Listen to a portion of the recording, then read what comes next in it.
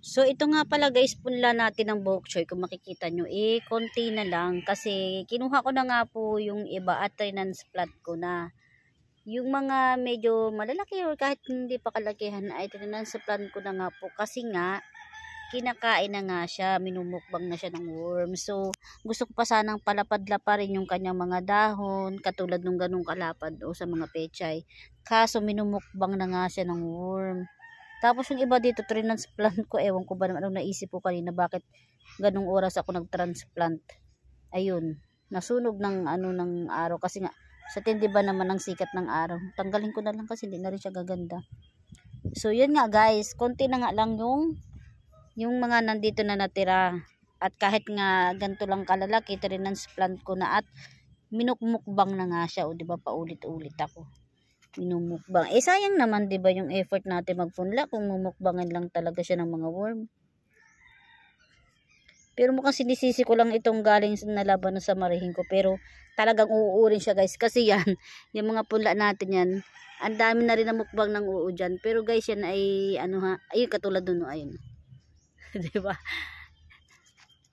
Namukbang na siya. Tinitingnan ko dito kung nasaan yung uod, kaso wala, hindi ko makita eh. Tapos hindi lang uod guys, yung mga manok din, minumukbang din sila. Pero okay lang, madami pa naman, nakapag separate naman na tayo. At least ito na yung minumukbang nila.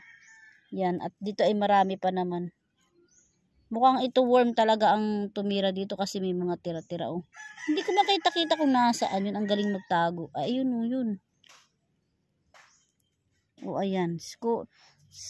Kaysa sprayan ko siya, ayaw ko nga talagang mag-spray. Tinatanggal ko na lang yung part na may uod. Pag nakikita ko pa yung uod niya. Pero pag hindi naman o lagas na yung dahon niya, edi binubunot ko na ng tuluyan. Katulad. Kasi pag nakain na nga ng uod yung kanyang talbusan guys, yung ibang uod malupit eh. Talagang yung sa dulo ng talbusan agad ang dinadali eh. Wala. Pag talbusan yung nadali, wala nang sisibol. Ito, katulad dito, wala na, nakain ng talbusan, bunot na. So, marami naman na tayo nito guys na transplant. So, mga 2 weeks lang ay may maaani na tayo.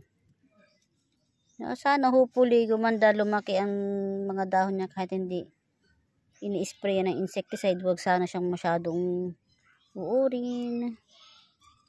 Kasi hindi pa ako nakapagtanim guys ng marigold. Kasi maganda daw kasi magtanim ng mga ganito. Tapos talagyan mo siya sa tabihan ng marigold. Para daw, insect repellent din daw kasi yung marigold. So yun nga guys, ang dami nga nakain ng uod. Tanggalin na natin kasi ang dami na rin naman na nating na transplant. Wala na rin tayong paglalagyan kasi wala pa akong bagong nadudukal na lupa.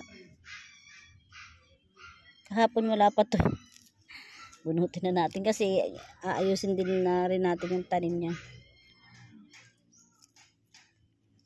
May ipupunla na naman nga ako guys kasi nga bumili nga ako ng buto. Pinapa-germinate ko pa within 2 days or 3. Ililipat natin siya sa bed. Kasi pangit pala guys pag yung buto na pina-germinate mo hindi mo agad inilagay sa lupa.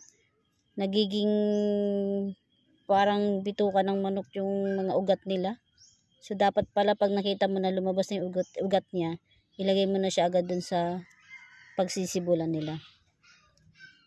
Yung mga ganito guys, uy, anong tiyaga ako.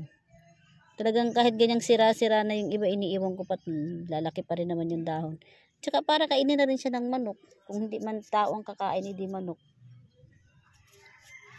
Uuod din. Para dyan na siya magbukbang. Huwag na sa transplant natin.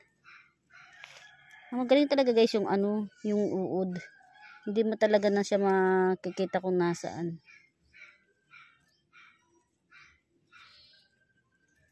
Pero pag may mga ganito, mga nakatupi ang dahon, malamang nandyan ang suspect. Minsan maiinis ka na lang dun sa uod kasi kung alin pa yung malalapad na yung dahon, magaganda na, ready na to transplant, saka yun pa ang mumukbangin nila, no? Maiinis ka na rin lang talaga minsan. Ito pwede pa kaso nabunot na. Tapos yung iba dito guys, bumabaluktot yung dahon kasi sobrang init. Meron pa itong garden net, 'di ba guys? Pero grabe, grabe ang init talagang hindi kaya ng halaman. Yung tanim kong sili guys, nagbubunga na siya. Ang problema, pinutol ko kasi nga nagaano siya, nagkulundutan yung mga dahon niya, sobrang init. So yan nga guys, nabawasan na natin siya ng mga transplant natin, pero ang dami pa rin. Binibigyan ko nga yung mga kapitbahay ko, hindi naman daw sila makapagtanim kasi nga daw matigas nga din daw ang lupa nila. So yun lang guys, share ko lang.